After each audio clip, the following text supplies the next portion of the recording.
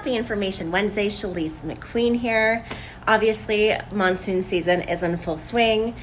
And what prompted today's conversation on what happens if your neighbor's property damages yours was I was looking outside my window and I was seeing these 50+ foot trees swaying in the wind like a little feather. And I'm thinking to myself, holy hell, if this sucker comes down, the amount of damage that's going to happen, I don't even want to think about it.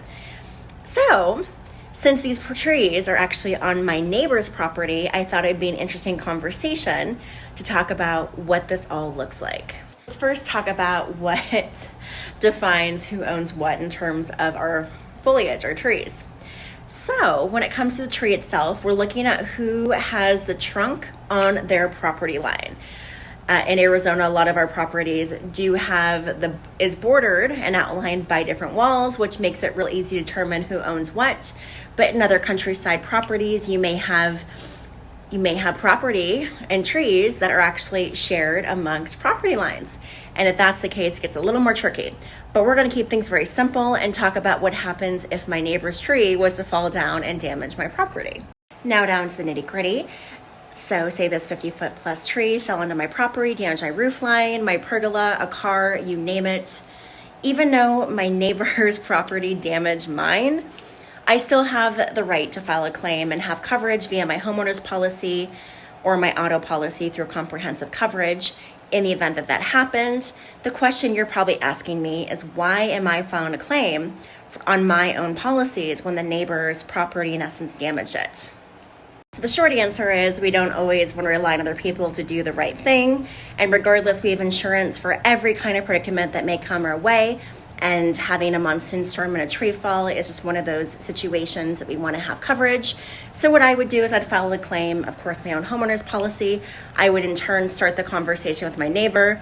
Hopefully they're a stand-up person and are going to file a claim on their policy as well to get me reimbursed and take care of it. So my insurance can basically just walk away and not have to worry about paying me or me having to pay a deductible. What happens in the event that my neighbor is not cooperating? Regardless, I will make sure my insurance company gets in touch with them and subrogate against their insurance company. And if things go south even further, you will have to file, unfortunately, a small claims court case and get a suit for your reimbursement for your deductible and any damages that your insurance company had to pay out. Thumb here, if you're born and raised or even have been here for a year, you realize how crazy these monsoon storms get with our wind, hail, and rain. So just do yourself a solid as a homeowner and make sure that you just take note of what your foliage, your trees are, everything. Make sure they're cut away from structures. Make sure that if they're a little top heavy, let's try to cut them back.